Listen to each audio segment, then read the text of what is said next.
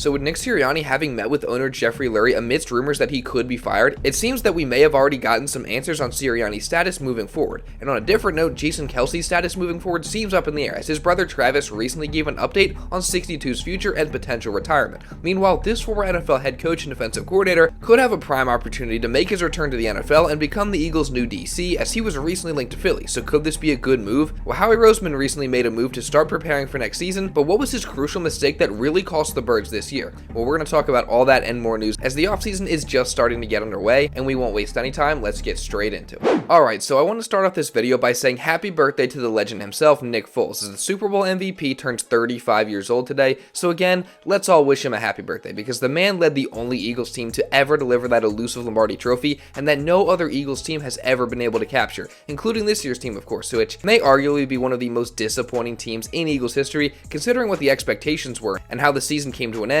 as it was just really tough for Eagles fans to watch. So the least we deserve was this nice little thank you from the Eagles players themselves for supporting them through this epic collapse. Hey, what's up, Eagles fans? Just want to say appreciate y'all's support. We've had our ups and downs this year, but appreciate those of you that locked in and stuck with us. I know I got much love for y'all. Thank you to all the fans out there for supporting us through the highs and lows. Sorry we didn't get it done. We're going to get this thing right for next year. But we're going to be back. We're going to work really hard. We'll come back better and bigger next year for it. So until then, always remember, go Birds, baby. Look, I love the Birds and I always will, and I know that they do these thank you videos to the fans every single year, but I feel like particularly this year, we really deserved it after watching what we just watched, which of course included a broken offense that forced Jalen Hurts to throw outside the numbers along the sidelines pretty much every time, and also refused to ever take advantage of using shots over the middle of the field. I mean, just look at Jalen Hurts' passing chart from Wildcard Weekend against the Bucs, and then compare it to some of the other QBs that played that same week, and you'll know just what I'm talking about. And of course, that shows just one of the problems within Eagles offense this year that disappointed in just about every way possible, and it's no secret that the main reason for that was coaching and play calling, which is why it seriously baffled me that the offensive coordinator and play caller of that disaster, Brian Johnson, is getting serious consideration as an NFL head coach. I mean, this guy's already had interviews with 3 different teams now, being the Panthers, the Titans, and now the Falcons, and while many people speculated that this was just because of the Rooney Rule, that wouldn't make sense because these teams have already looked at other minority candidates, and multiple of Johnson's interviews have been virtual, and those don't count towards the Rooney Rule. And also, as we've heard from NFL insiders like Adam Schefter, Brian Johnson is a name that is very well respected around the NFL, so not only does it, one, seem like BJ could actually realistically be hired as a head coach soon, which, if that's the case, I'll be beyond thrilled, but 2, as Outside the Birds on Twitter pointed out, it kind of shows you how Nick Sirianni is viewed around the league. And with Brian Johnson getting all this hype and interest as a head coach, you have to wonder if the problems on the Eagles offense aren't mostly a result of him, but rather an indictment on the head coach Nick Sirianni. I mean, as he said multiple times throughout the season, this is his offense, so maybe most of the blame should rest on him. But what then confuses me though, is that it was also Sirianni's offense in 2022, and they didn't have any of these issues with Shane Steichen as the play caller, and the Colts were also very good offensively and didn't have these problems back when Sirianni was the offensive coordinator there, which then brings me back to Brian Johnson and his trash play calling, and it makes me look at him and feel like out of all the offensive coaches, he's the most to blame. But that being said, then why has he generated so much interest around the league? I mean, I don't know. It's all kind of confusing, and it makes me think that the issues are a result of a lot of different things, and the blame should fall on everybody, not just one individual person. But what do you guys think? But going back to Sirianni, it's ultimately going to be his responsibility to get these offensive issues fixed if he is going to stick around. And now, of course, we're all just waiting to find out if he is actually going to remain the head coach, and we seemingly kind of have an update on that whole situation, with it being reported that Nick Sirianni has already met with owner Jeffrey Lurie on Friday,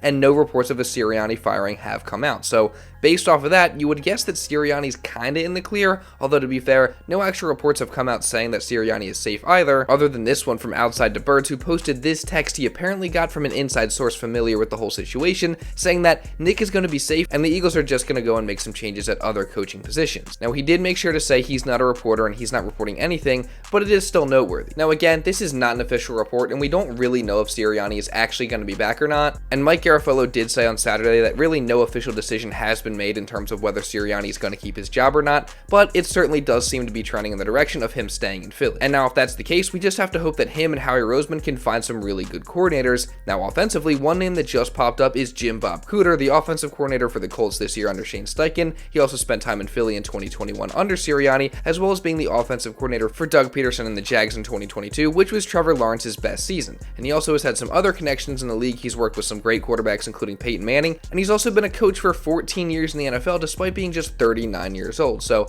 I guess that'll be a name to keep your eye on. The one thing is he doesn't have experience as a play caller, and he's not really a big name, I guess, so I don't know. I'm curious to see who the other candidates are, but again, this is definitely going to be a name to keep your eye on. And then on defense, former Super Bowl winning defensive coordinator and interim Browns head coach, among many other things, Gregg Willaims, seems like somebody to watch out for, as he was recently linked to Philly, and Willaims himself actually spoke recently about the issues with the Eagles defense this season, while also revealing that he is looking to make his return as a defensive coordinator in the NFL sometime soon. One city that maybe you should make a stop in is Philadelphia, to potentially be their defensive coordinator. Would that still interest you, being a DC in the NFL again? Oh, yeah, and I'm going to do that. I've had opportunities. There's quite a few people, a lot of people, reaching out to me right now.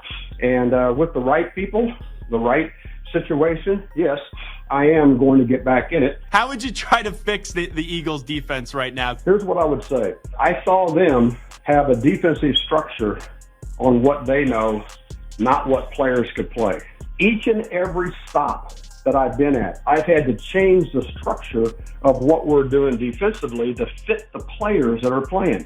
And if you don't think, you got to change to protect those guys within a game, whether it's a game plan or whatever. And those are the things I've been able to do now that I've coached 2,500 NFL players, and over 1,000 of them call me on Father's Days every year, so I must not be as big a prick as everybody says I am. It's also the tackling in Philly.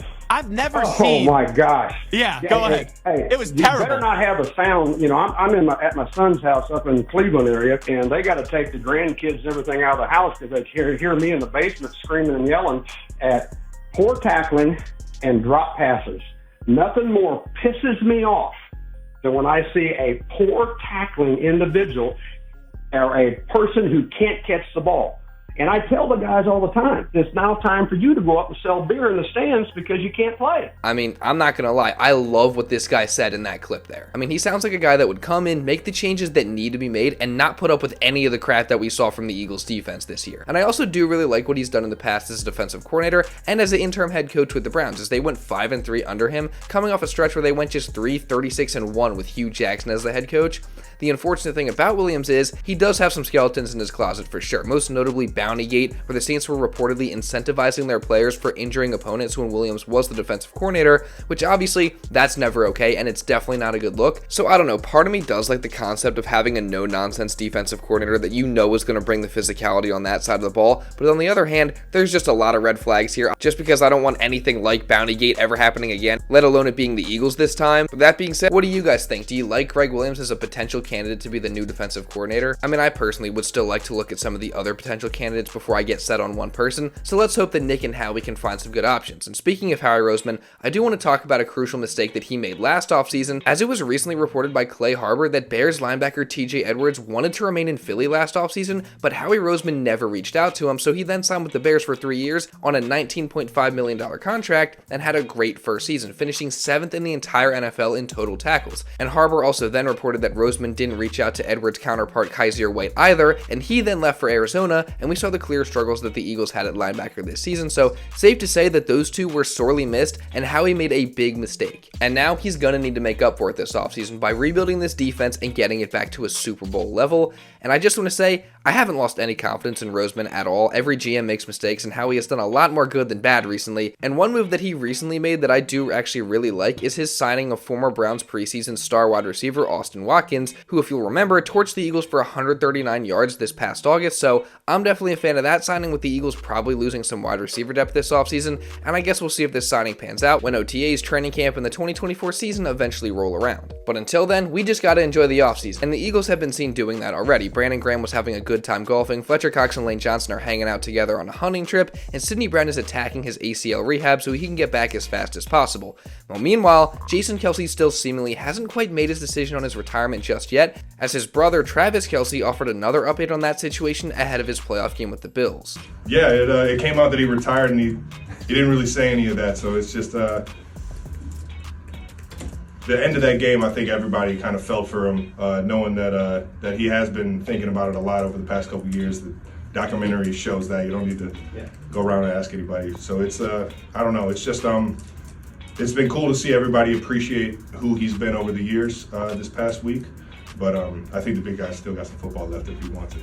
I really hope Jason does come back for just one more year so the Birds can actually send him out the right way. And with each passing day, it really does seem like a Kelce return next year is not out of the question. I mean, first we got this report from NFL Rumors saying that the Eagles did a minor restructure of Jason Kelce's contract to open up $2.4 million in cap room for 2024. So take that how you want to take it. But then the more interesting report comes from ML Football, who, albeit has not always been the most reliable source, but they also have gotten some things right in the past. They said, quote, "There have been rumors that Jason Kelce would like to return for another season with the Eagles. Quote, he does not want to go out on that game," one source said. "I'm told Jason would like to go out a champion and is still weighing his decision, which could take a while." Now, of course, yes, ML Football is not always the most reliable source, but it feels like we've gotten a few of these reports now saying that Kelce still is weighing his options and seeing if he actually does want to retire or not. And I think there's a reason he himself declined to make an official decision yet. I think he definitely still is thinking about it, and there is a very real chance that he returns next year. That being said, I still would say it's a little bit more likely that he does end up retiring, but I don't know. A Jason Kelce return seems to be heating up day after day after day as the offseason continues to progress. Now, I'm going to have more updates on that as well as the Eagles coaching situation and just everything Eagles related throughout this entire offseason. So if you don't want to miss any of that, make sure you subscribe and also really importantly turn on notifications. Also drop a like down below on this video if you did enjoy it and want to show some support, and leave a comment down below just regarding anything that I talked about in this video.